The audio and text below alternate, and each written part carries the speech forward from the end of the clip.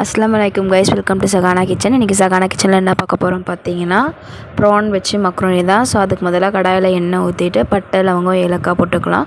So அதனால அது கூட 3 பச்சை மிளகாய் சேர்த்து பச்சை மிளகாய் நல்லா பொரிஞ்சதுமே வெங்காயம் ஆட் பண்ணிக்கலாம்.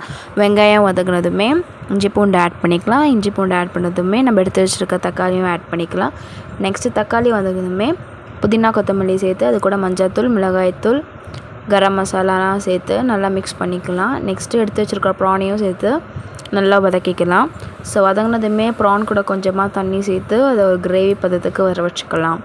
சோ அந்த கிரேவி நல்லா கொதிச்சதுமே நல்லா அத கிளறி விட்டுட்டு தேவையான அளவு தண்ணி ஊத்திக்கலாம். நம்ம எப்பவுமே மைதால மக்ரோனி யூஸ் பண்றதால இந்த வாட்டி வீட்ல வாங்கியிருக்கோம்.